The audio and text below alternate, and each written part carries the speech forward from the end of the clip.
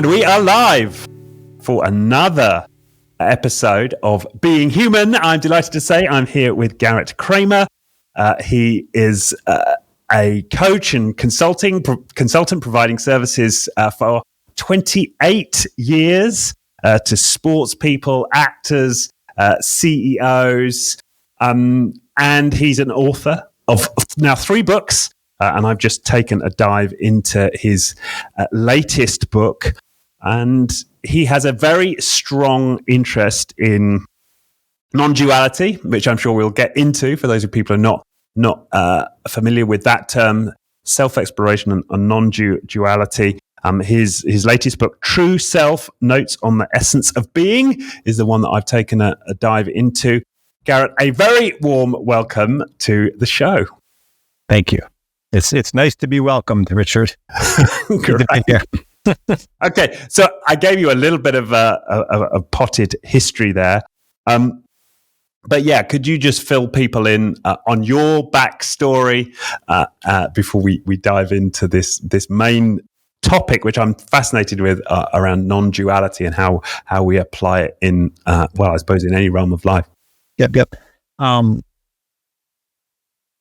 backstory in this sense is similar to yours and probably everyone else's, in that when I was young, I had this inkling in the back of my mind that life was more than it was cracked up to be. In other words, there was something more to our existence other than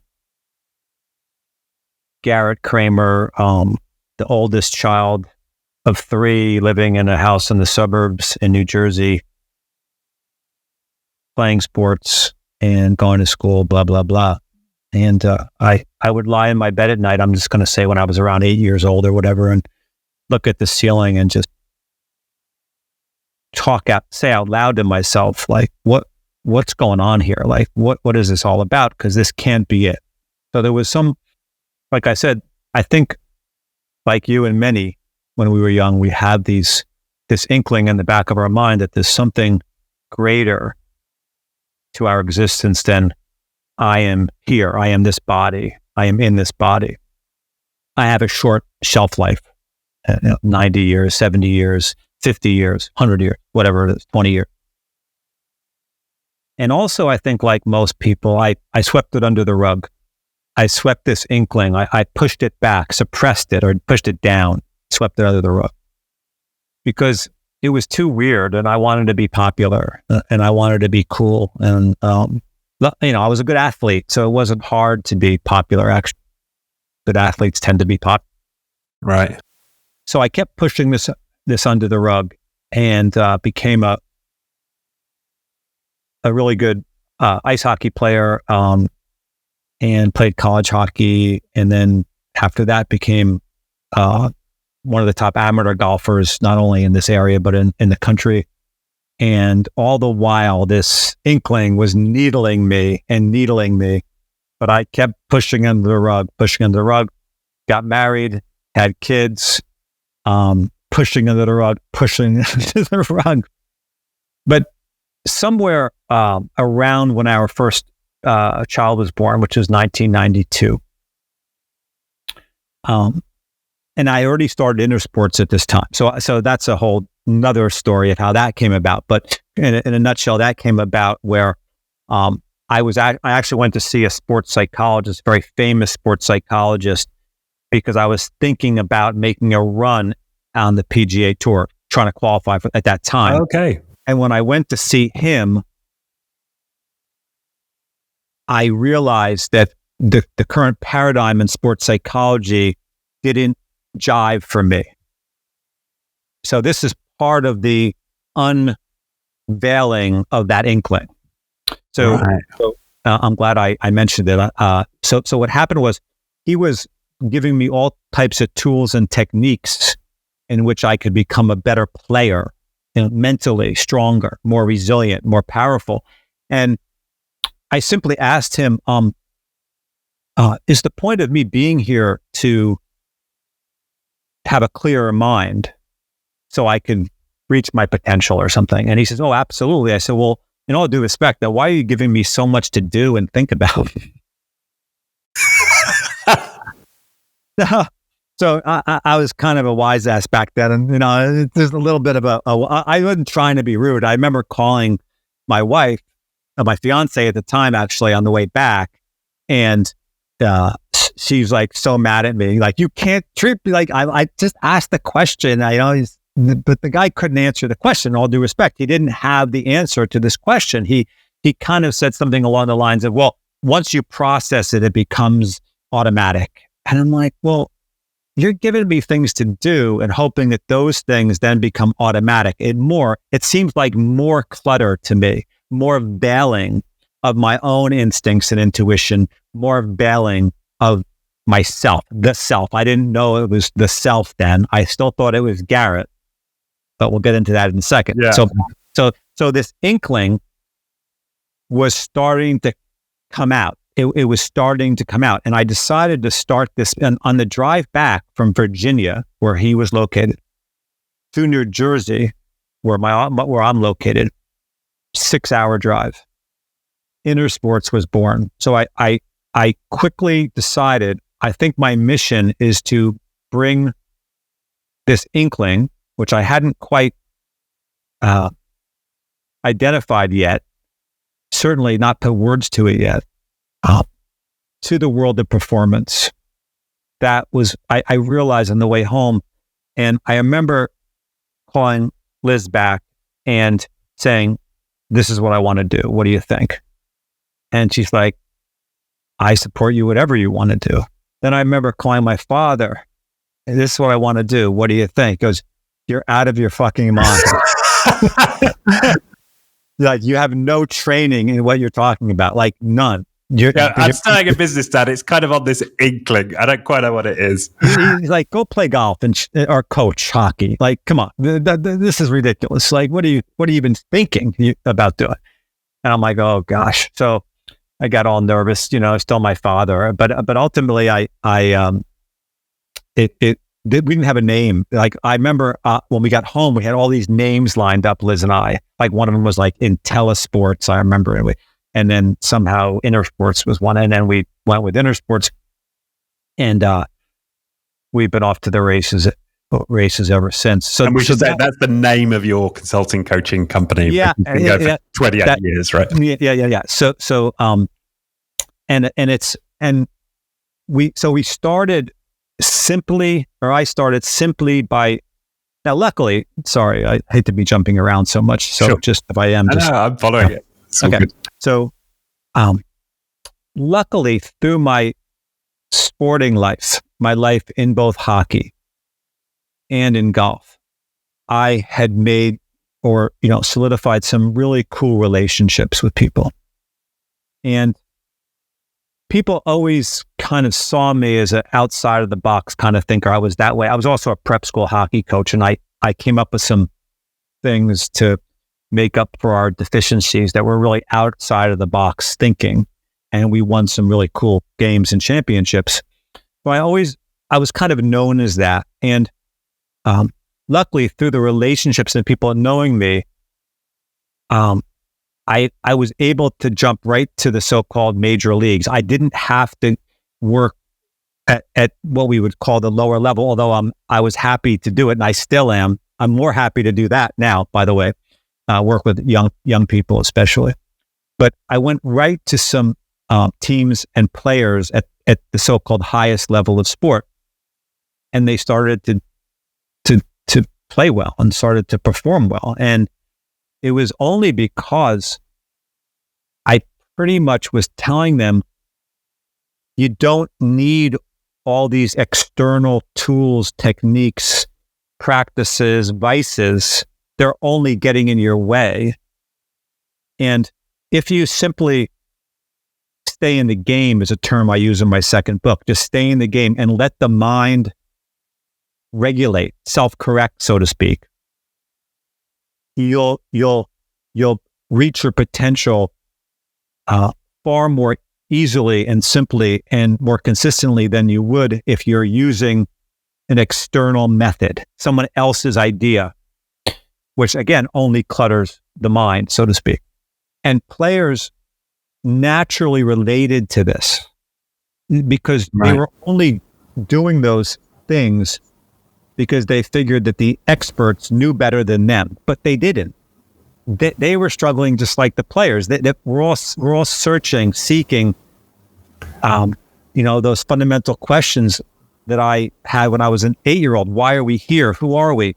And we're all doing the best we can.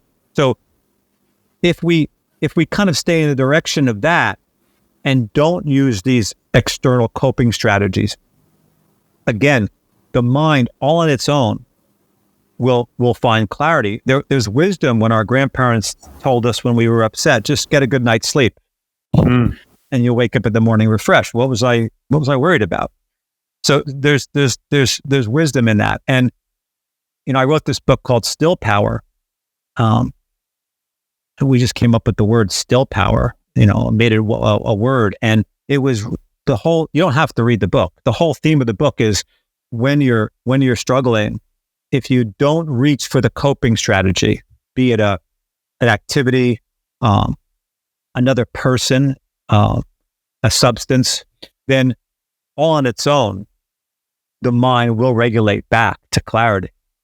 It's how the body works, how the mind works. So, Still Power was a book of just, however many words, 70,000 words, just saying that.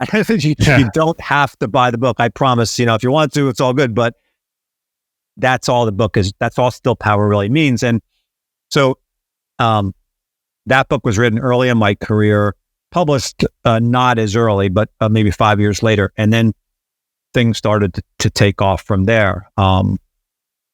Interestingly enough, and I'll just end with this, that we never made let's say like this, if a player was to call me 28 years ago or tomorrow and say, hey, Garret, I know you've been working with these people or this team or this guy. I want to win a major championship in golf next year. I want to win the Open Championship next year. I want to play well in the majors. I want to win more money, whatever. My response will always be, I can't help you with that. You say, made me laugh out loud when it's in the book. Yeah. Did I write that in my new book? I don't even remember. A very similar anecdote. I don't know exactly the same scenario. It was an agent that came to you in the book. Agent, that's right. There is a story about that agent, right? And the player's agent reached out to me, and I said that, and at first they're like, "Well, then what do you do? Like, what's the point of all this?" And I said, "Well, first of all, if I was to say that I could help you do that, or you're going to do that because of me, that's just fraud. That's fraudulent. It's just we don't know. There's just no chance that I'm that powerful to do that for you. And secondly, if a person, if a player, if anyone is interested in the nature of who we are, back to that inkling, that 8-year-old inkling, if and when someone is ready to explore that, that's where I think I can come in and I can be an asset. But I'm not an asset in that I'm imparting things. It's a mutual journey back to that inkling and what that inkling was truly doing. So that's where I think, now I always said, I can't help you with that. Even when I was 28 years old, I didn't know why. Like I hadn't quite figured out why that was yet, like what I just described. But I knew that it would be, in my opinion, maybe this is a little strong, but immoral to sell myself as someone who could help you win on the golf course or in the world of business or whatever, or even having a better marriage or something. I just don't think that that's a reasonable way to position yourself. So it was always so then I realized what I'm really doing here is I'm hand in hand, we're journeying back to source, back to who we are. And that's been the foundation of the business pretty much since day one. Right. But I can imagine the first response to that is, Well, okay, that's all very well. And thank you, Garret. Maybe you can help me get back to source, but I want to win a championship. How's that going to help me win a championship? Yes, exactly. And that happens a lot. And there's a very easy answer to that question. It's very simple. And by the way, I want to just preface that by saying, and I think you're going to relate, and the audience will relate to what I'm going to say. I have heard from famous athletes the day after they've won that championship. And you would be astonished that for many of them, that is the worst day of their life. Wow. Reason being, or the best way to describe why that is they have sought this championship. They have identified with this championship. They have convinced themselves or been convinced that that championship can bring them peace and happiness. And it's simply not true. So after the championship has been won, they don't feel one with source, let's say, which is the ultimate, what we're all looking for. Of course, you can't be one with source when you're trying to be one with this championship, thinking the championship is going to get you to source. So, and thus they're confused and anxious. And it's incredibly common, incredibly common. And, so the answer to, okay, great, that's all well and good, man, but I want to win a championship. Or said a different way, okay, we can journey back to source, but what's practical about that? Like, I have to live a life. And I think we're going to get into this, so this confuses the audience a little bit, just bear with it. Any method, strategy, practice, search, activity, substance, relationship that holds in place the fundamental misunderstanding that in truth, I am Garret, I am this body, in truth, is impractical, because you are holding in place a misunderstanding, a lie. So, of course, if we keep trying to attain championships, that is as the source of being happy or your identity or whatever, you are holding in place the light. Now, conversely, if we go inward, so to speak, let's call it mind into heart, as opposed to the mind chasing in the material world, and we discover, or at least we touch on, our true nature, which we can get into, but let's just second say our infinite and eternal nature, our being free, our true nature, being at peace, our true nature. And then you get a glimpse of that, and then you jump into the game of life, so to speak, from that place of pure freedom. That's practicality. So if you're in the game of life as a limited and lacking, insecure entity, nothing practical about that, because that's not true. If you're in the game as pure consciousness, pure freedom, pure love, know yourself as that, and then, as I said, jump in the game. Now you're free. Now you're passionate. Those are those moments where we realize, like, oh my gosh, what did I just do? What did I just achieve? I don't even recall doing it. That's where we lose ourselves in the activity or in the game of life. So to me, that is practical. I think we've got the whole shooting match backwards. And I think that that's what I realized when I went to see that sports psychologist many, many years ago. Not his fault. Clearly not his fault. And by the way, I could be wrong. But as I see it, that's why human beings are kind of in perpetual seeking mode. Right.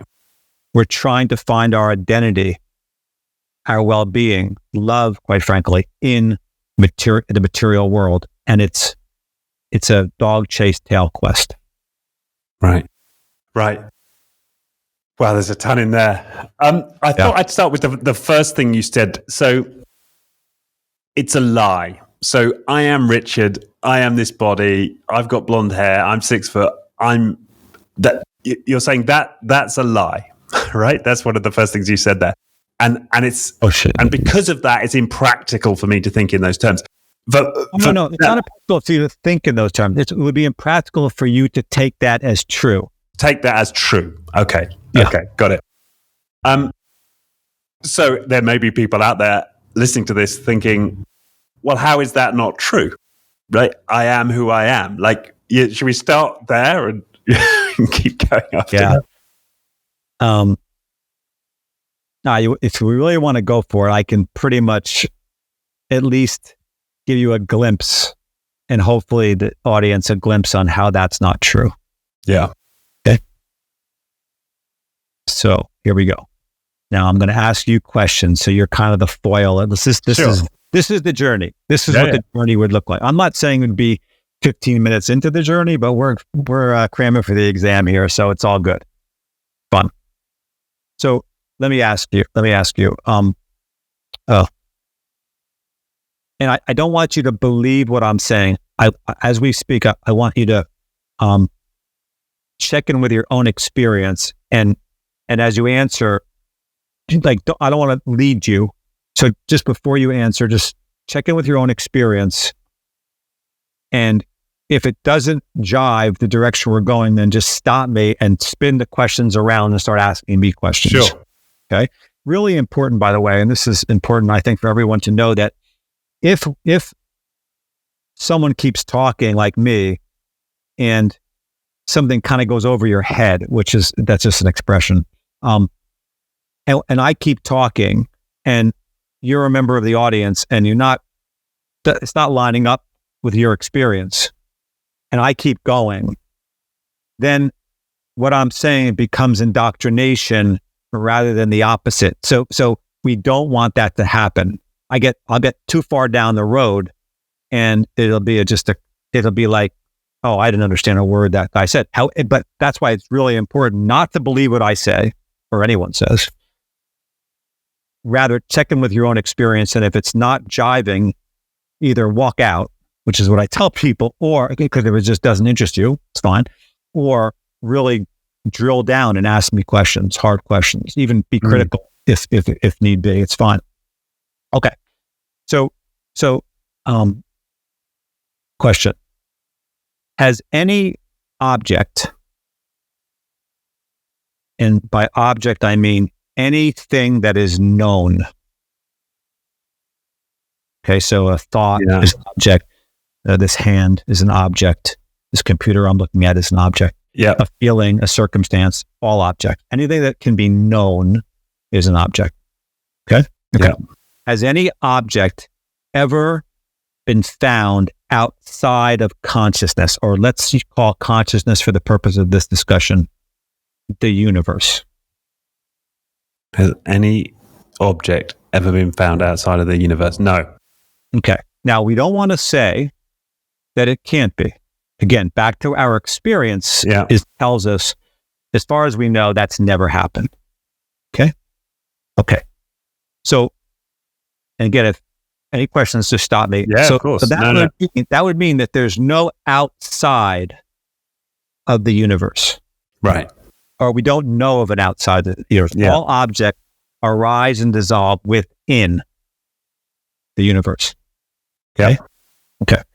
Is it then fair to say that just like all the whirlpools in the sea are made of the sea, that all the objects that arise within the universe or within consciousness or within God's infinite being, whatever word you want to use is fine, are made of the universe, are made of that space.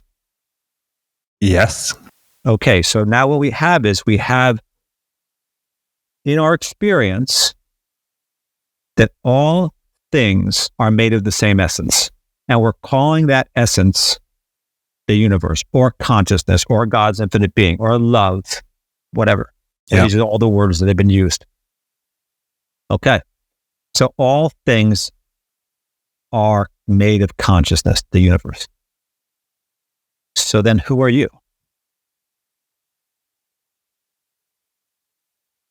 You see, I am part of that.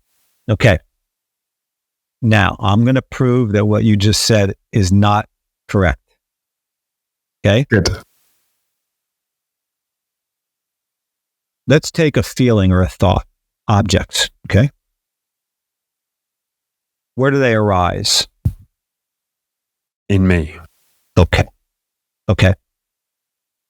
Now, who are you?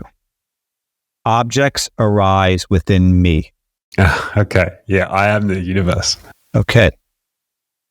We actually have no direct experience that we are having this conversation through the eyes of a person. I know it sounds crazy, but if you break it down and you look at it, all things arise either separate from me, outside of me, or they arise here, which we can call within me. And we have to pick our poison, so to speak. Like we have to decide which one of those is true. Yes, 99% of the people that I would argue arise within, but hold that for a second, of people would say all things happen at a distance from me.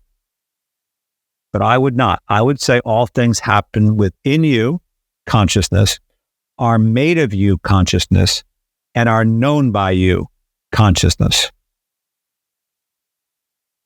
And I would also contend that once that becomes a felt experience, a truth, let's say,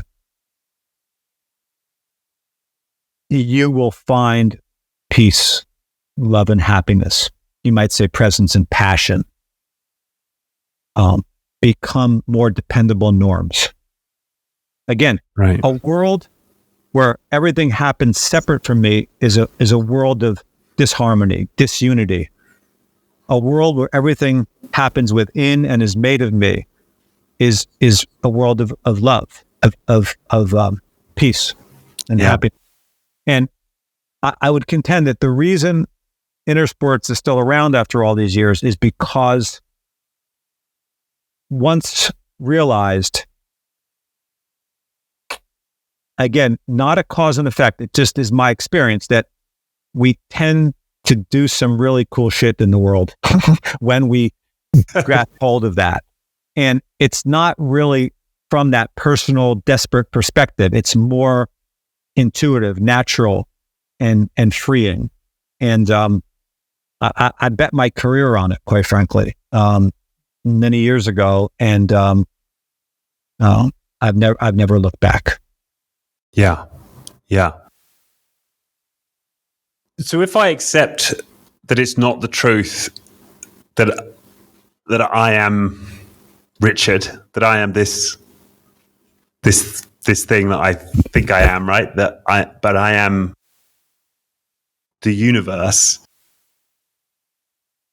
I guess then what, right? That's what's interesting to me. Like, then what else is true? I suppose is where my mind is going. Well, it's almost like, yeah, that's terrific. It's almost like we put that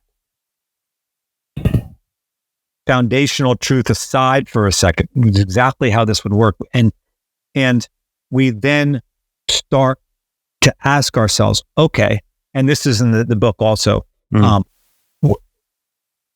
What do I know for certain? Like, this is the journey of self-realization, self-inquiry,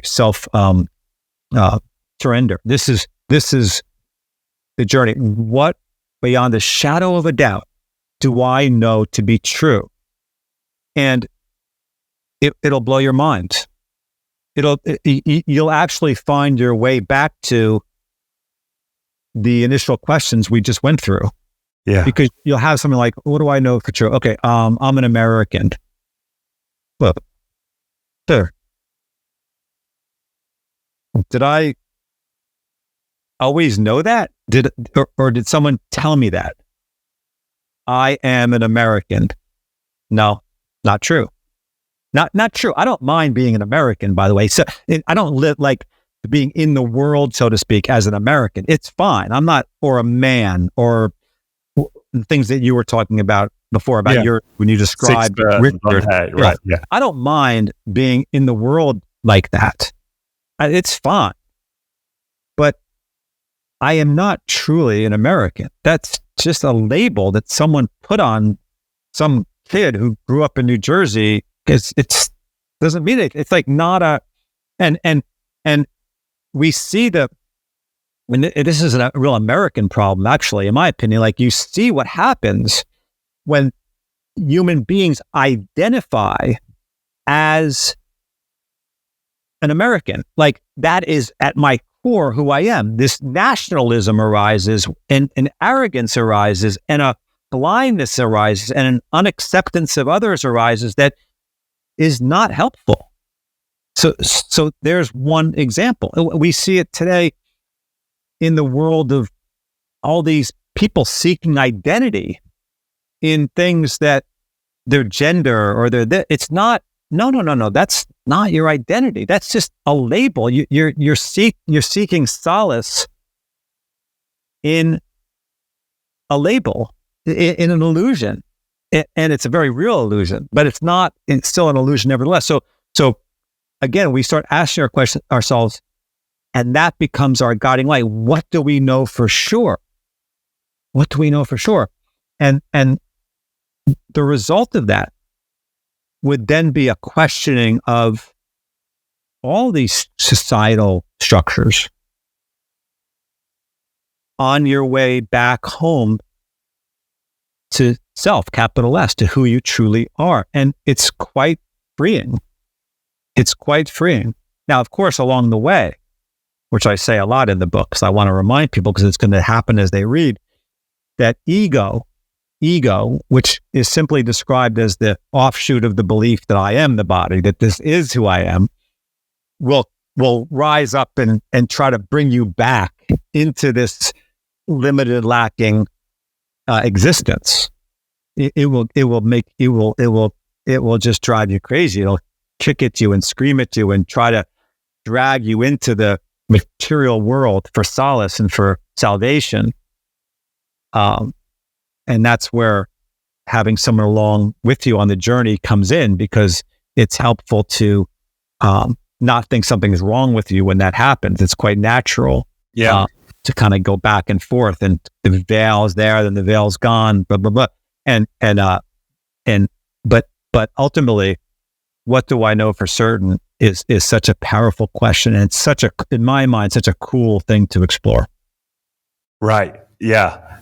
And I think you allude to there that it could be uncomfortable taking on this quest or these questions. And in fact, there's that experiment you talk about in the book. You're asked if there was a 6 month period and somebody could choose like therapy and life coaching, counseling, or they could choose staying in this inquiry about what's true.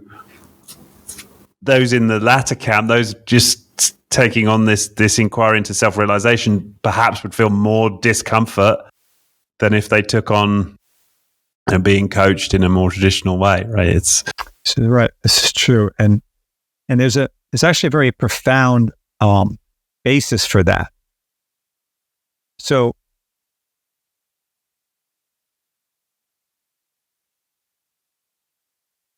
we are programmed, as we've kind of touched on, to be seeking machines, human beings. Like you seek happiness in our marriage, seek security and money, seek fame on TikTok. It's the nature of being a temporary.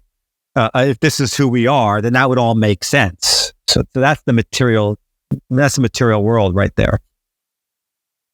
And what you find is that go back to life coaching or therapy, seek comfort in therapy. It's another thing we do. So or seek answers in your past traumas and all this stuff, right? So what tends to happen is someone meets a fantastic counselor, a person who ultimately truly cares, may not even be in this direction, but is such a loving man or woman that they're successful because they just love people. They're just nice. They're just good, so to speak. And what happens is, to use this example, and now you can replace this loving counselor with a championship, money, even a non-duality teacher in the beginning. Okay, so a new relationship. You meet a new partner in life.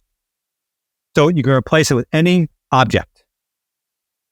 What happens is, because we're seeking beings, we're this murmur of stress accompanies us everywhere. As soon as we think we've found the thing that's going to bring us peace, that's what we're taught, there is a temporary cessation of seeking. We found it. And when we stop seeking, we return home to peace, to love, to the true self. Problem is, we think it's because of the object, the counselor, the money, the TikTok fame, the championship. But it's not because of that. It's because we stop seeking. So we have made a connection that is not true. It's the cessation of seeking that brings us relief, peace, brings us back home, not the object that it looks like caused us to stop seeking. Right. And this is why in sport, let's say, sports psychologists, players go through sports psychologists like candy. They find a sports psychologist, he or she gives the player a tip or technique. They think they found it. They stop seeking it. They're good. They're home. But but it starts ramping up again because that's not true. Because the seeking mind finds, but then I could improve this, or then I could take seeking this mind jumps back into action and now wants more. So then, but that technique will no longer work because now they're seeking with the next technique, next thing, like you said. So they say, they call the psychologist up and say, I need a new technique. And then it works again, but it's never the technique. So we start to rely on the object and it never was the object in the first place. This is why marriages crumble way too often, because we're thinking that the mate is what brought us peace. But the mate's not what brought us peace. We stopped seeking and thus we found peace. Then we start to think that it's in the mate. Then the mate starts doing things that we don't like. Wait, you're not bringing me peace anymore. So we put a level of expectation on our husband or wife or partner that can never be lived up to because it was never the partner in the first place. It was the cessation of seeking that brought us back home. That actually, just as an aside, is what intimacy is. It's the cessation of seeking. That's intimacy. Right. True intimacy. So that is kind of that's the illusion of the technique. And this is going back to that psychologist that I saw. This is what I realized. He's not going to do this. I didn't quite know what I had stumbled on yet, but I had stumbled on what I would say is a fact, is the truth, that an object cannot bring you peace. Now, that is why in self-realization, because we are so programmed to seek, we say, okay, here's what we're going to do. Let's not seek the object. Let's not seek in the material world. Let's seek who we are. Let's seek to know who we truly are. So that is a holding still. That is not a step away from self. That is, I'm here. we're going to go inward and seek the essence of self. I always say that self-exploration starts out as seeking, but soon we surrender. Soon we surrender. Right. Because isn't there a contradiction if we're saying if I'm going in, well, I'm going inside myself, well, then I'm still in dualism, right? Yes. But we have to make, in my opinion, we make a concession to the seeking mind, to ego. And we kind of turn it on its head. We play a little trick on it. And we say, we know you like to seek. Okay, cool. Let's, instead of seeking that, let's stay home and let's have some self-inquiry. Let's just stay right here. Knowing there's no step from you to you, let's just stay here. And we'll look at these supposed truths on the journey back to who we are, on the journey back to the true self. And soon the ego's like, oh, wait, I got nowhere to go. I'm here. And so we're almost taking the fact that, again, we're so programmed to seek. We don't say, don't seek. That's stupid. That's not going to work. We're programmed to seek. We take this, our training, and we say, we're going to seek, we're going to stay here. I can't help you with the championship, as I said earlier, but we can go inward, so to speak. We can go inward. Yeah. And that's the journey. And it's as hopefully this conversation is, it's fun. I don't think there's anything more interesting. I could talk about it. That's why when I do talks, workshops, they're not a couple hours. They're all day. Right. They're all day. I let people break for lunch, but no, they're all day. And even in 8 hours. You let them have the illusion that they're having lunch. I let them have to think they're breaking, but we, and even after that type of day, and I say, okay, it's going to be 10 to 5, whatever. We're still going at 7 always. Right. The questions are still coming, and we're still kicking them around, and it's quite fun. Yeah. Yeah, I can imagine. So I'll be straight with you here, because I'm feeling a little challenged by this conversation, right? Because I've dedicated maybe 15 years of my life, like this last chunk of my life, to therapy. It's been my primary focus, right? Yeah, I've done my coaching, I've had my career, and I've done all that. But my number one, and I've also had kids and so on. But I've really put pretty much therapy as number one, and the work I've done on releasing my traumas. And so the way that I'm rationalizing this conversation is to say, that helped me prepare to be more capable of taking on these questions and be sort of more emotionally stable. And I have more recently found meditation, and I've started to get more interested in, messages like yours and so on. And I feel like I'm opening myself up to spirit or source, if you like, to a greater degree. Yeah. And I tell myself it's this therapy that's helped me to get to this place so that I'm able to do that. But equally, there's this niggling question, which is did you really need to do that 15 years? Could you not have just dived in? Am I just telling myself that? Could I really have just gone straight to these set of questions over a decade ago and kind of skipped all the therapy? Just, that's where I'm at. Yeah, well, I think that's part of the journey in and of itself, that questioning. Although I can tell you pretty confidently that while, in my opinion, you didn't need conventional therapy, the answer to your question, though, is could I have just skipped that 15 years? Is no. Right.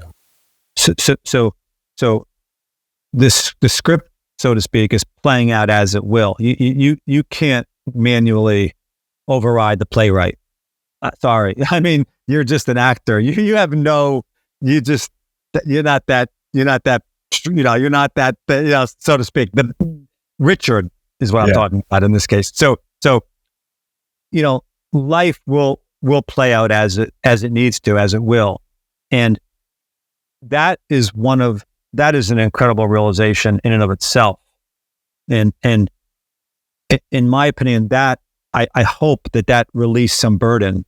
And because no, you didn't waste 15 years. It's how the journey is playing out, the only way it can play out. And it's like you're the dreamer and the dream is playing out within you, and you have no say on how that dream plays out within you. Just like go back to the sea and the whirlpool analogy. The sea knows that all those whirlpools are made of it and are known by it and can't arise outside of it, but it doesn't control when they come and go. So it's not in the controlling where the comfort is, so to speak. It's in the knowing that it's all me. And none of these whirlpools, ultimately, how they play out isn't controlled by me. But even more important, none of those whirlpools, even the violent ones, can't damage me. Once they dissolve, oh my God, wait, I'm good. They're made of me. So the sea doesn't the mistake of the human experience is we try to control the whirlpools. We try to how do you do it? What's the method? What's the strategy? What I'm pointing to here, hopefully, is know who you are. Thus, know what those whirlpools are made of. And then when you see it, you'll realize, oh my God, those whirlpools, what I mean by that is those thoughts, those feelings, those events, they can't damage me. Wait, I'm whole no matter what. And I'm always going to be whole. I'm the sea. I am the sea, yeah. Or I am the universe. All the planets could blow up tomorrow. And guess what? The universe remains the same. And that's what I'm pointing to. So back to the therapy. The therapy was a whirlpool in the sea. It was part of how this journey is playing out for you. And it's cool. It's the way it played out, and you're not in control of how it played out. Yeah. And but what does make sense to me absolutely is your description of that cycle of seeking and release, right? Because that part of me that wants it, I've healed another part of myself. Like I've kind of managed to let go of that compulsion or that addiction or whatever, or that belief. Like I definitely recognize that pattern in my own, here we go, like self-healing, right? That pattern was, really resonates. And I think that's true. We're taught that. I mean, we're taught that that's this part of the cycle to healing, so it's ultimately not true, but it doesn't mean that it wasn't, again, how the journey was going to play out. And I can tell you that I have many. I'm 61 years old, so to speak, and I have many so-called traumatic events in my life, like anyone. And in the moment, and it not all traumatic, even little things that drove me crazy, like things that shouldn't drive anyone crazy. And in the moment, they're quite. I sometimes blame myself, especially for the little things that drive me crazy. I always have a habit of saying, people are suffering and you're worried about this. Like, what are you doing? Like, you've got so much more purpose to get bogged down in this nonsense. I'll talk to myself like that, and I'll be hard on myself. And I'm not saying that's a good thing, by the way. Right. But as I do that, and I would say insecurity, confusion, possibly even anger starts to arise within me. I've been around long enough to know that's the sign that I'm on the wrong track. So let's just call that blanket sensation insecurity that arises when we overlook the nature of who we are and how life will play out.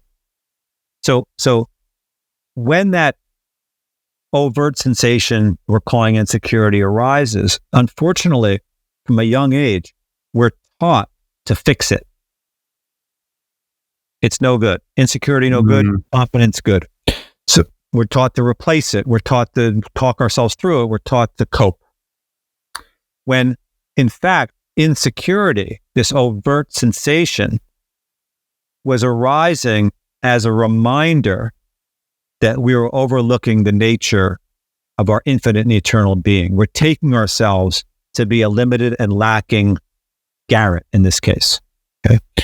So, like you, what we then tried to do, we got into a cycle of trying to fix the message, the message from God, you could even say, that was saying, no, you're good. You're good. So I'm going to stay on to you until you wake up. Right. But what we do is we keep trying to cope when, in fact, that insecurity is arising as a messenger saying, you're fine. You're seeking in the material world for answers. Hold still.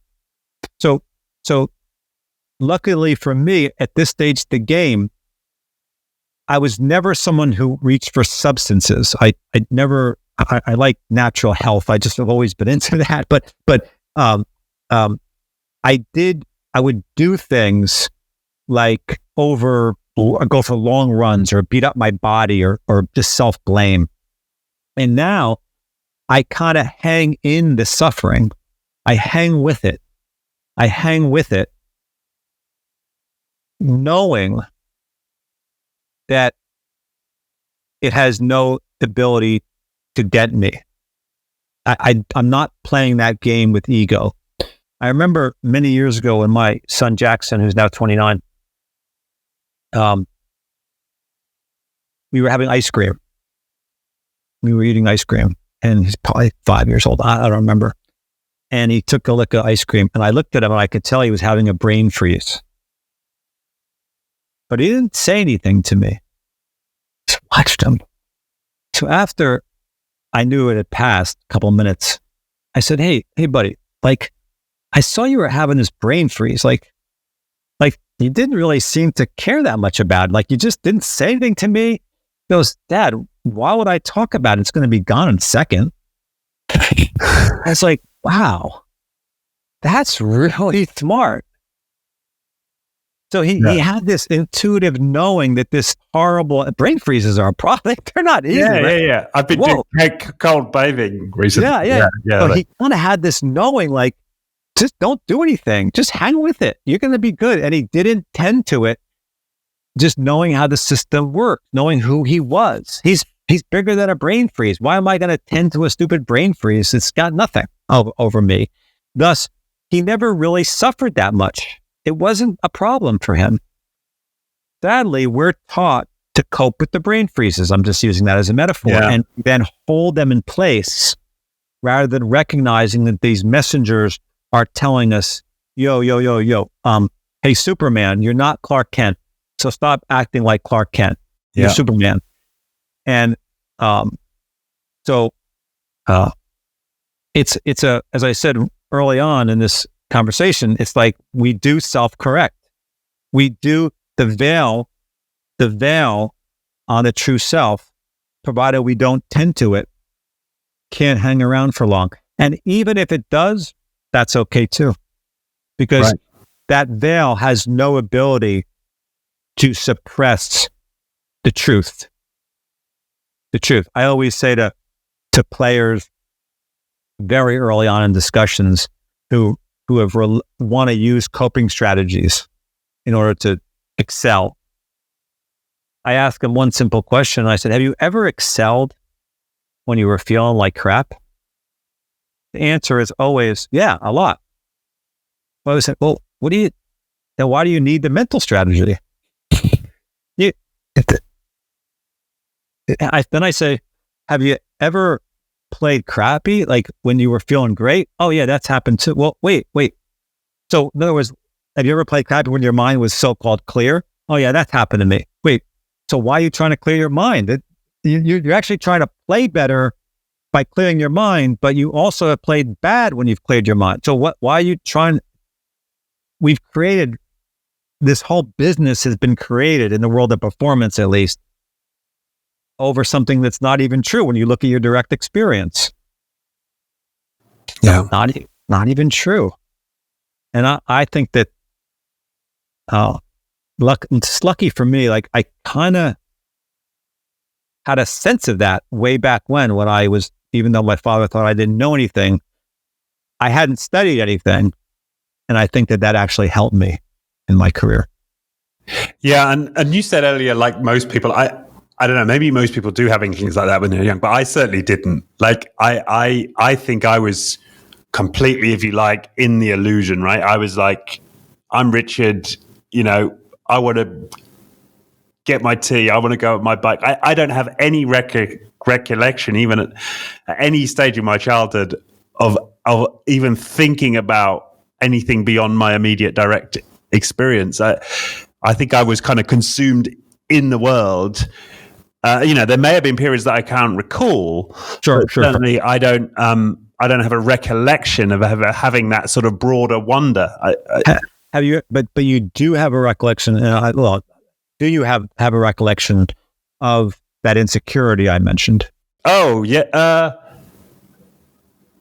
insecure. Well, I suppose around my status with my friends, and certainly like various insecurities about kind of life as a child. Well, so in other words, insecurity arose, and then you went outside, and you attached that to these different circumstances. Yeah, with what you're taught to. That's part of the trying to fix the insecurity. Yeah. So where I would say that the overt sensation of insecurity was that inkling. Okay. And we are taught again to look outside for the source of what we think is happening we're taught that there is an outside. So we look outside for the source of what's arising inside, and we make a connection that doesn't exist, which you just did even now. You said, I had insecurity around this, that, and the other thing. When insecurity arose, there's no there's no cord from that insecurity to attach to this event. It's an illusion. It's not the reason why insecurity arises. These sensations arise, and we then are taught to connect them to these events, when all things are arising within us indiscriminately. All right. Things arising. So again, we're taught that inner is feelings and thoughts, and emotions, all that stuff, and outer is the event. But it's all inner. There is no outer. Again, nothing can happen outside of the sea. So these sensations, as you said, because I asked you where do they arise, and within me, are arising within you. It's kind of like if the sound of a car occurs, traffic. I have been taught that sound is happening on a highway 2 miles from here. But that sound cannot happen without me, at least in my experience. That sound is happening here within me. It's here. It's not there. Yeah. It can only be here. And this is part of the reckoning that is fascinating. In my humble opinion, it's fascinating to see it and play around with it. So again, we are taught that thoughts and feelings and stuff happen within me. Of course, no one's ever found a thought or a feeling in a body. As crazy as that sounds, it's true. Neuroscientists, as I talk about in the book, can't even find what makes a body have feelings. Like they haven't figured it out. They've tried for 150 years to figure this out, and they can't figure it out. And I would say, well, that's because thoughts and feelings don't arise in a body. They arise in consciousness. Right. They don't arise out there. They arise within consciousness.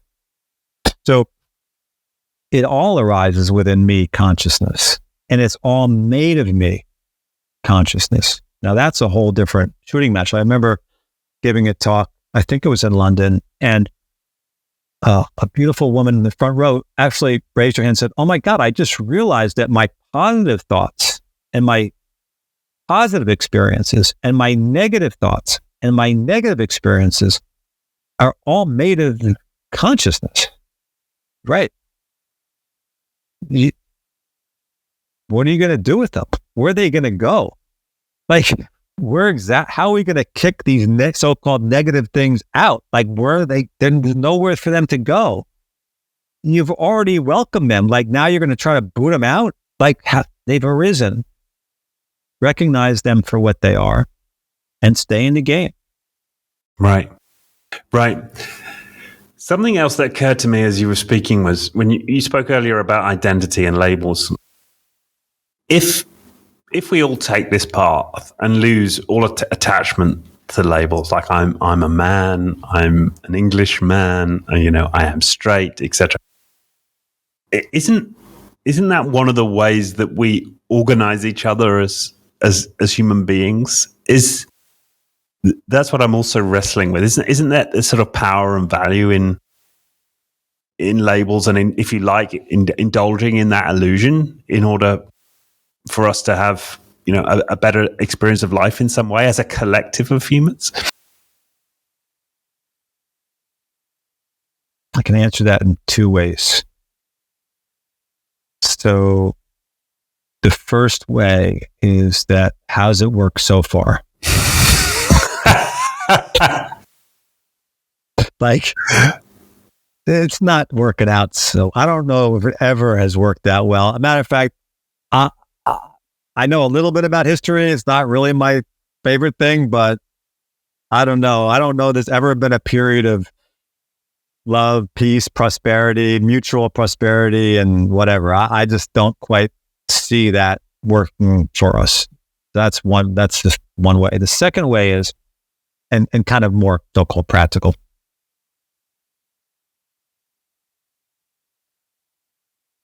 What self-realization will ultimately do is eradicate the belief in duality, the belief that things happen outside of me or separate from me, that you do not share my being, the belief that you do not share my being. So I know for a fact that you share my being, that we share a being, that you arise within me and are made in me. I know this for a fact. I'm telling you, I'm positive that that's true. Right. I'm not telling you what to know for a fact. I'm speaking from my perspective. However, once the belief goes, the illusion of duality remains. That doesn't go also. So would never say that I look around and I see consciousness everywhere. No, I see the elements of my office. I see the couch. I see my phone, the clock, the window. I see you. However, I know those things as consciousness, as I know the essence of all things is the same. And when I overlook that, and that overt sensation of insecurity arises, I am brought back to it. So first answer was, well, I think that with materialism, which I'm defining in this case as the belief that there is me here and there is you out there. Yeah. Okay. Materialism. As the foundation of our culture, we're screwed. Because our starting place is incorrect, is a lie. So if our starting place is a lie, then everything downstream is going to be is going to be a mess. Yeah. So I'm suggesting that it'll never work. And this has been the second coming, as we often hear, is exactly what I'm describing. It is the foundation will flip to one of union. We share a being. And not until the foundation flips to we share a being in truth will the world know peace. It's that simple. And I even think of events that have transpired over the last 3 years as arduous in many respects as they've been, I actually think they're part of the calling back to source, back home. So look at a loving marriage. Look at a loving marriage. A loving marriage, in my opinion, is not built on seeing the other's perspective and working hard and all whatever. I don't know what they say, but it's actually built on the truth that you and I share a being. That my wife is a modulation of me, consciousness. We share a being. The absence of the personal, again, that's intimacy. The absence of the personal. You and I don't exist. Liz and I don't exist. But intimacy could be in this conversation also. You and I don't exist. With our pets, it's very easy because there's no personal stuff in the way. So yeah, I think that it's the what we're talking about. I'm not using it as a tool for world peace. I am saying not until we recognize our infinite and eternal shared being will the world know peace. If we are looking at life from the perspective of a limited, lacking, temporary, separate entity, that so-called entity, ego, will always be seeking and taking and putting itself first. Yeah. And so I will say that not only is it practical to know who you're to get just to know the essence of self in daily life, it's also the journey to a more peaceful and loving world. Right. And I'm inspired by that vision. I'm also pessimistic about the chances of us reaching there. And I'm thinking specifically about a stat that somebody shared at a presentation recently, and it's something along the lines of 70% of men, if given the choice between taking an electric shock and 15 minutes with their own thoughts, would choose the electric shock. And something like 40% of the women, electric shock or 15 minutes would choose the electric shock. It seems interesting to me that we are not predisposed to dwell in questions for a prolonged period, like who am I or what is true, etc. Do you agree with my cause for pessimism there? First, I understand what you mean, but I think we actually are predisposed. We have been indoctrinated away from that predisposition. So I think we are predisposed. I mean, all you have to do is look at a young child living in wonder and purpose and love to know that they're just. And of course, what happens is, little Jane is looking out the window in first grade class, looking at the star, looking in her own thoughts, free as it, looking on the teacher says, no, you focus here. You have ADD. The labels begin. When she was living in pure, what we would call oneness. And we're predisposed to that it is at the essence or the core of who we are. But also, I've got 6-year-old twin boys. They also flip into ego in an instant, right? And they fight each other, and they get competitive, and they constantly, right? I mean, hang on. So again, that is learned. Now we're getting into a sticky, like we're getting into the personal a little bit. So we have to be careful because we have to understand that there is inherited levels. There are inherited levels of dysfunction. There just are. But we're talking about the body now. So I don't really think it's helpful to get into this conversation here. But the society in which your sons were born into is breeding that. If you have any job, in my opinion, as a parent, and I had two boys, I have two boys, 31 and 29, and a daughter, 26. If you have any job as a parent, and I would say our role as parents, and what we based our whole parenting structure on, was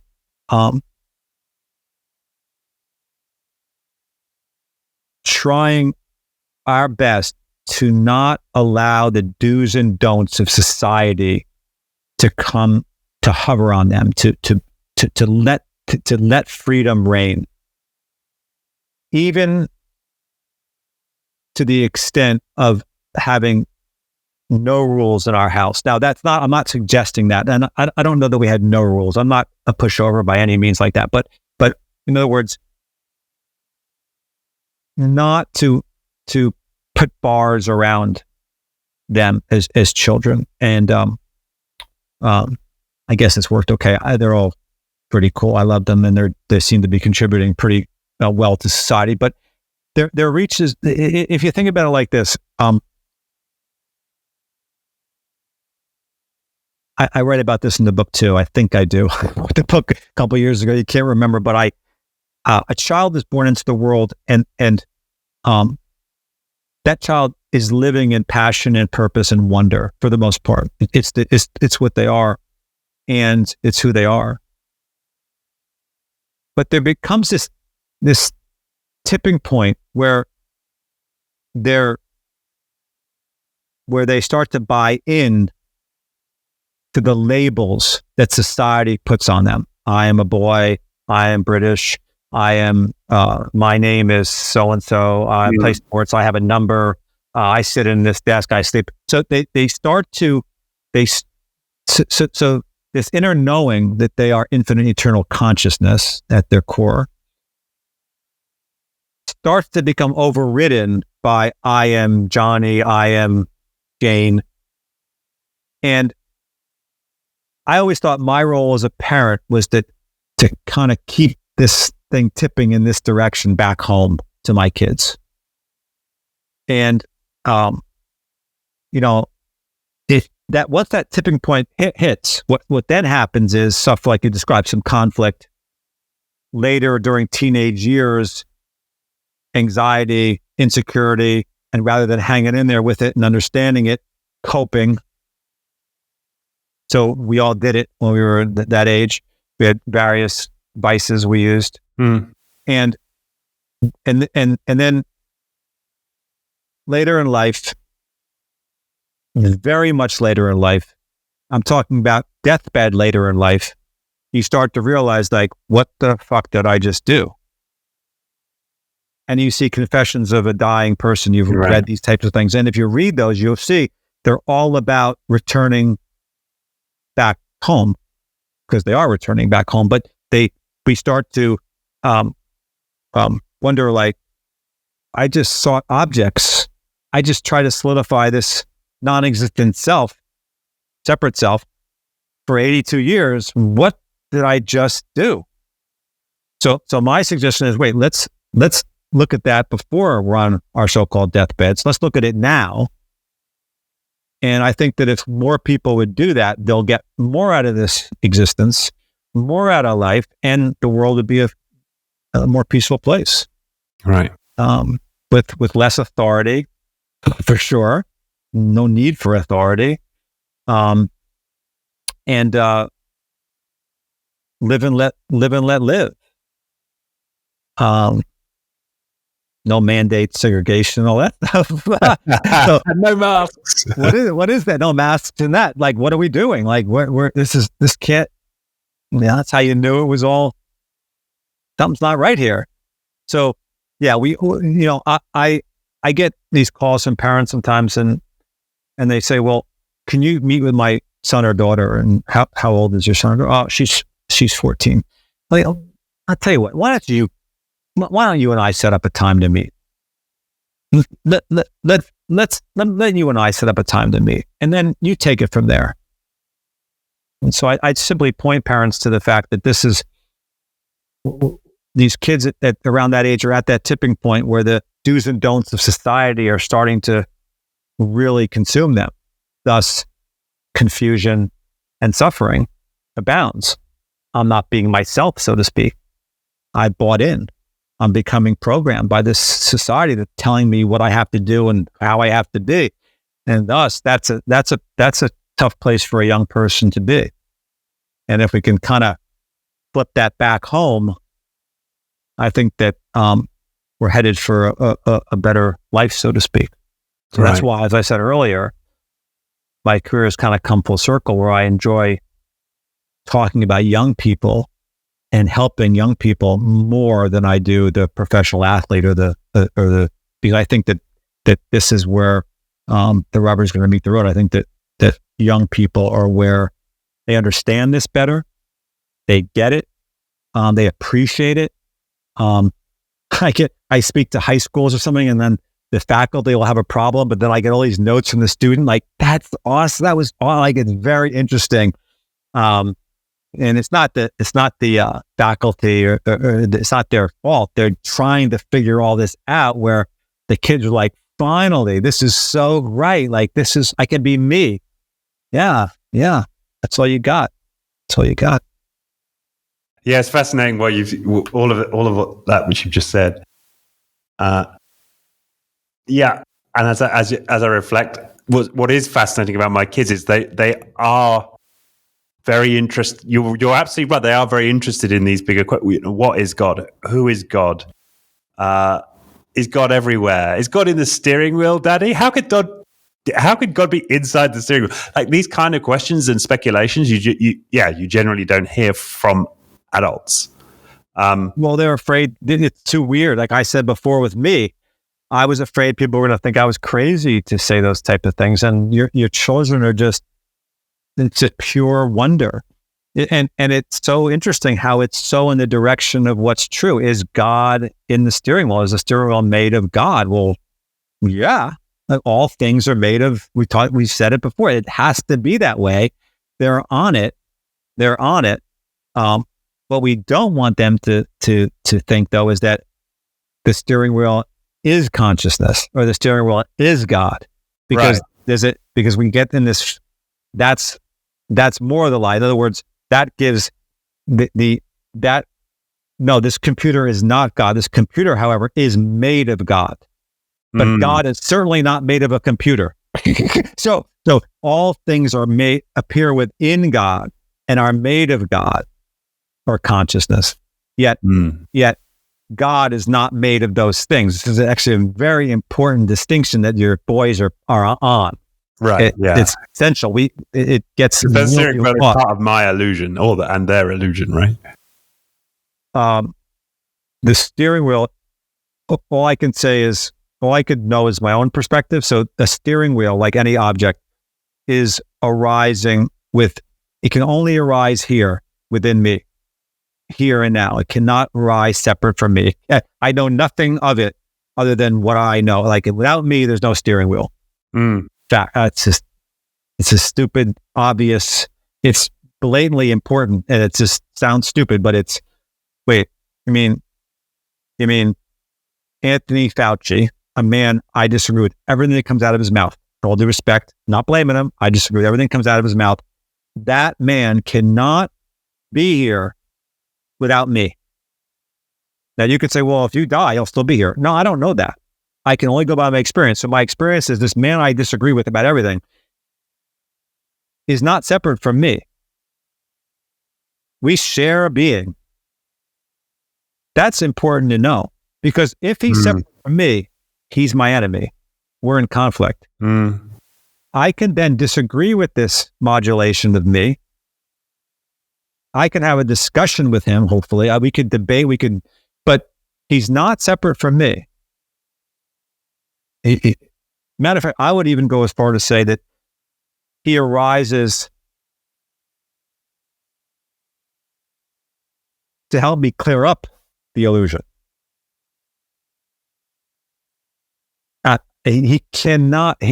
He is reflective of my own limitations, my own misunderstanding. That's what he is. Right. Right.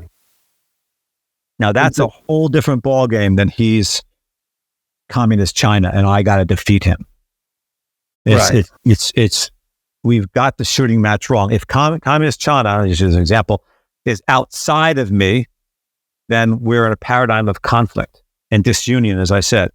If it arises within me and is made of me, while I don't have to like it, it's still made of my essence. We share a being. It's a massive difference. It's also the essence of, by the way, going back to sport, competition, healthy competition. Right. Yeah. Yeah. You'll spin your wheels fighting the external foe. That's tension because you're in the wrong paradigm to begin with. Your starting place is wrong. So now I've got tension. If my so-called competitor, my competition is made of me, arising within me, competition becomes cooperation. And that's the root of the word, as I understand it, right? Yeah, 100%. 100%. Roots, right? And that's right. And thus, I am playing in freedom and ease. This is back to still power. I'm playing in freedom and ease as opposed to intention and where I get maybe short spurts, but I'll never sustain excellence. Never. Never. And so I think I'm getting the answer to my question about, do you share my pessimism? The answer is no. And the answer is to a large part in parenting. Is that? No. I don't. My kids would laugh at this. Like, I'm so not pessimistic. Like I always think my oldest son's a college baseball coach. I think he's going to win the national championship. Like, I'd never even consider the.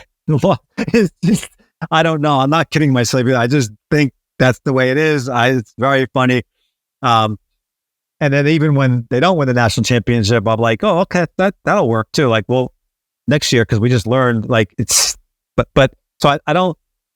Pessimism is not something that I pay much attention to. But what I will agree with you on is the direction of what you say. I do think we're far away.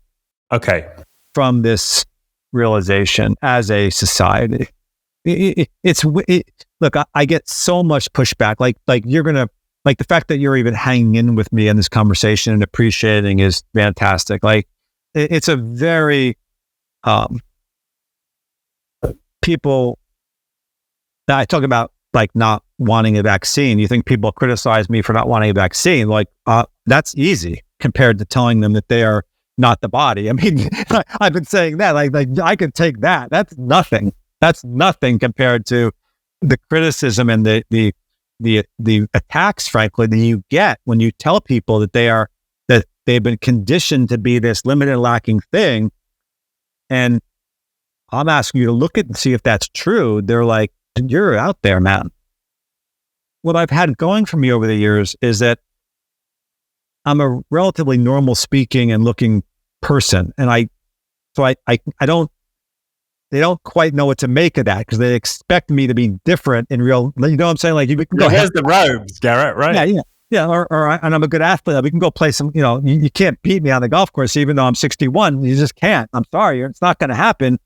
So it's kind of funny, like, what's with this guy? And that's kind of served my career well, so to speak. But I think that rather than pessimism, I often describe it as in my lifetime, which is a whole nother discussion if there isn't even a lifetime, but we'll just use that practical word. In my lifetime, I am positive that we won't come to this cultural realization. I'm positive. We're light years away. But that's okay. Like I'm okay with that. I am virtually sure that under the materialistic paradigm, the paradigm, again, that there is me here and everything else happens separate from this limited, lacking me, that ultimately this society will crumble. Because a lie cannot stand. So ultimately, this society will crumble. Now, this is going to sound a little pessimistic, but just bear with it a second. The question then is, do we crumble with it also? Or does society move on in this new perspective, so to speak, which is not the truth perspective. So that's the question. And you can read about this in the second to last section of that book. So people sometimes say to me, well, wait a second, Garret, you're suggesting that we're going to all expire, like society's going to go under if we don't get our act together and realize who we are? I'm like, well, yeah, I'm kind of suggesting that. Well, isn't that like terrible? Isn't that morbid? Isn't that pessimistic in and of itself? And I said, no, it's not. Because if society crumbles or the world explodes or whatever, or if the world goes on in peace and harmony, in the knowing of self, we're still going to be okay. Consciousness cannot be affected by any of this.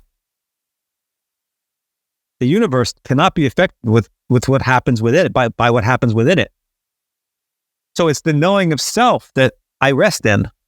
And as I started to say about an hour ago, I think, in the knowing of self, burden falls away. And when burden falls away, we're in the direction of truth.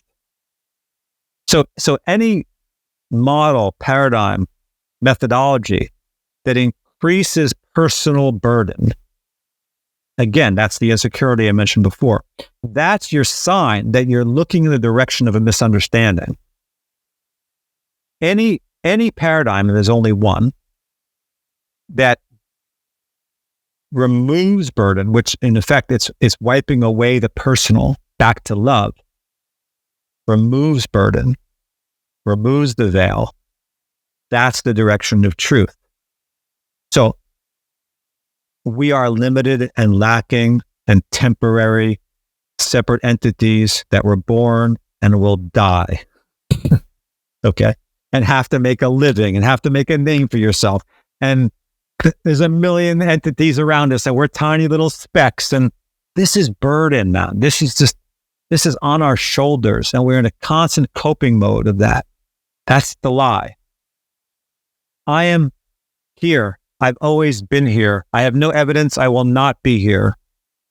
Nothing that happens can change the essence of who I am. Just by being me. Wow. That removes that seeking, removes the personal, removes burden. It's love.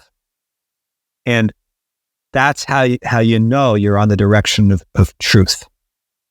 And when the world kind of wakes up to who we truly are at our core, then that shift, that seminal shift will happen. And it has to happen. It has to happen. It can't not happen. Again, a lie cannot stand. It's a lie. So that's optimism. That is optimism. Maybe not in your lifetime, but it has to happen. That's your view. I'm positive. And I actually think that this COVID episode is indicative of a reckoning back home. It's really shows us that, wait, this is the reckoning. This is part of the reckoning. I actually feel, my father passed away 4 years ago, and I almost feel sorry for him that he wasn't alive now. When so many people are like, why did I have to be alive during this mess? But I actually think this is such a seminal moment.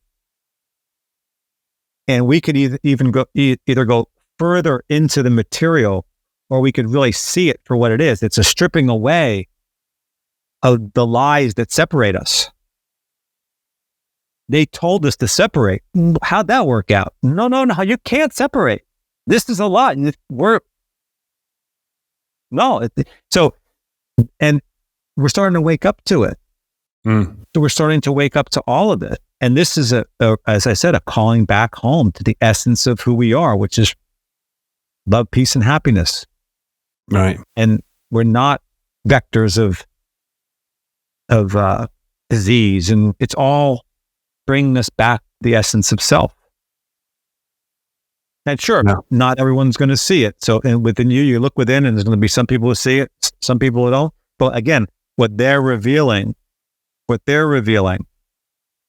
is your own uncertainty, and that you have to keep going, and we have to keep going and keep exploring and keep eradicating the lies, because we haven't got it either just yet. Yeah, that makes sense. And it seems, as I think about this from a historical perspective, as I look at this, it's like there's been kind of pockets of this, let's say spiritual communities or awakenings at different parts of history and different parts of the world. And I suppose the question in my mind: are we right now, you and I and others, and who maybe even further down this path, have had this, if you like, this awakening, and there are sort of the pockets of us, but will sort of die down again, and sort of materialism will reassert itself, or could this be the start of a tipping point of all of society? Is that something you're suggesting? We don't know, and I think we'd be foolish to say we do. We don't know, but in my lifetime, so to speak, there has never been. I've been talking about this again for 28 years, and over the last 3 years, I have never seen more people interested in this message. I've never seen it, and I haven't gotten better at it. I haven't sharpened up your rhetorical skills. I know. I was actually, I said to somebody yesterday, I said, I thought I was on the way out. Like, I really thought I was going to be doing a lot less, and I'm happy to not be. We were talking about the way forward. Like, I'm happy to be involved with these young people who are all of a sudden getting interested in these questions. But yeah, when you realize that when someone says, wait a second, authority is just, they seem to be really confused. Nothing's making sense in what they're saying. I'm not saying it's right or wrong or whatever, or I'm not blaming anyone. I'm just saying, wait, a lot of people are trying to recognize that it's very illogical in some of the things that authority figures are saying. That's enormous. Of course, it's a lot. What those folks are doing is they're questioning, do I know what he's saying or she's saying is true? Not to blame the person that's saying something that isn't true. It's the questioning. Is that true? I mean, you said it. There's a mask. Is a mask a health measure? Health measure. Some people are questioning that. Just because the guy in the white coat says it is, doesn't make it right. Right. Doesn't make it right. Good. Question that, because he doesn't know more than you. You're the knower, not him. And that's what I want your children to know, that they're the knower. They're the knower. All things arise within them, made of them, known by them. They're the knower, not the guy that arises in the dream, so to speak, in the white coat. They're the dreamer, not the guy in the white coat. So that's important. And that you see young people questioning. Terrific. Encourage them to question. Encourage them to think it for themselves. Even if they get it wrong, it's essential. And that's where I come in. I've been doing it for years, and I'm happy to help now. It's so important. No one knows better for you what's right for you. You know, you're the knower. And when we start outsourcing our power, we're solidifying the veil. We're veiling ourselves back to this lacking separate entity that needs authority or an expert to tell us how to be. It's the wrong way around. Yeah. That's why I said to you, I am the knower. You are the knower. That's why I said to you, don't believe what I say. I don't want anyone watching this to even believe me. No, don't believe me. Big mistake. No. Yeah. Does it line up for you? Is it right for you? And if they tell you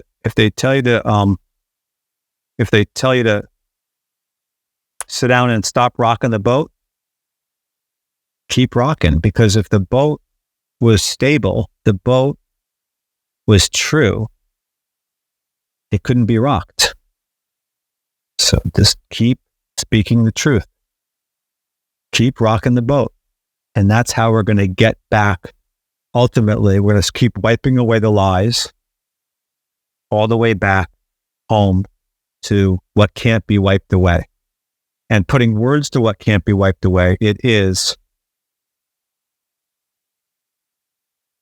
all things arise within me consciousness, are made of me consciousness, and are known by me consciousness.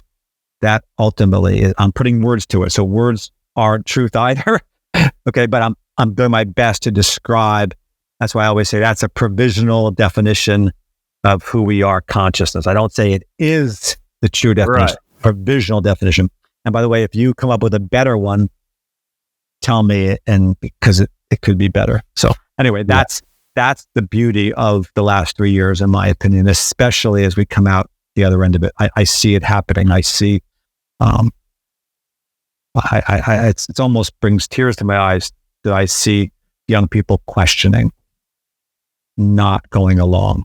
And that's exactly what the journey of life is all about. Questioning, all the way back to the fundamental question, who am I?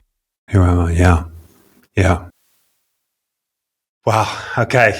This is so challenging and simultaneously inspiring and energizing. You know, I'm just so grateful that I was able to find you, connect with you, have this conversation. Thanks, buddy. Ditto. Yeah. Privilege. I can absolutely see how we could carry on for hours.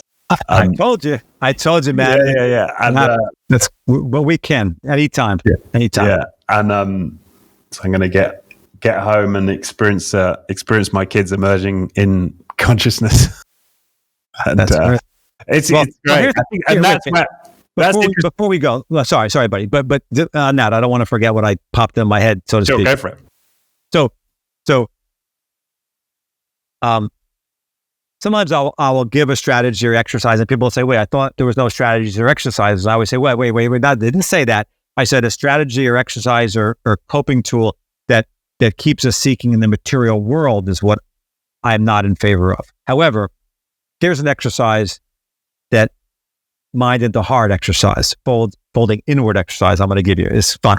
So when you go home, really ask yourself the question, is this experience, including my children, my wife, the objects in the house, so to speak, are they arising at a distance from me, as I said, or wait, is this all the inside of my own mind?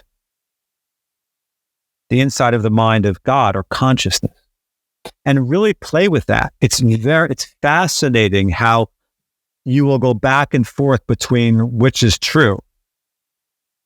And if you can, or the audience can, even for just a little bit, let's say 5% of the time, even rest in wait, this is the inside of my own being. Then just kind of tap into what that experience feels like versus this is all outside of me. And then you tell me from there which one's true. So it's something that, as you said, when you go home and see your boys, that it is and by the way, it's easier with our loved ones. It's actually easier with our loved ones. So start there. That's interesting. Easier. I would have thought it'd be harder because they're more likely to trigger you and push your buttons. But because you love them so much, it's quite easy, and you've already been taught that they're part of you. So that's what I mean. Whereas someone that in the world that you disagree with, or your unruly neighbor or something, he's a dick. I can't. He can't be. That can't be happening to me. He can't be part of me. Yeah. Everything else is part of me, but that guy, that dick, right? Not that guy. Sorry, but yeah. No, got it. That's a great exercise. I'll certainly try that. All right. Yeah. Okay. So we should. So people finding you. Obviously, there's the Intersports. Intersports.com. Well, actually, Intersports.com is actually not up anymore. So don't go there. Okay. Actually, if you read the author's note in To Self, it starts out with "I'm closing the doors of Intersports." Okay. So go there, but you'll see that. But it doesn't mean that, it's still Intersports, my company, but I'm limiting the people the new clients. Let's put it that way. That's how I did it. So, however, my website, so GarretKramer.com, you can reach me through that website. Now that website, sadly, over COVID kind of got hit by the censors a little bit. So like my YouTube stuff got shut down, all this stuff. So it's okay. But if someone wants to contact me through my name.com, you can reach me through the website, and it comes directly to me. It doesn't go to an assistant or somebody. It comes directly to me, and I'm happy, and I will respond to anyone who reaches out to me. Brilliant. Okay. And then we'll put links to all of the books. That's cool. Yeah, and I can recommend absolutely True Self Notes on the Essence of Being. Thanks, man. Yeah, that was one I enjoyed. I really enjoyed. Thanks. All right. Anything else, Garret, before we... I got plenty, but we'll leave it there. Let's leave it. All right. This has been fantastic. And my friend. Garret, here's to a continuing awakening. Okay. Cheers. Cheers. Peace. The Being Human podcast was brought to you by First Human.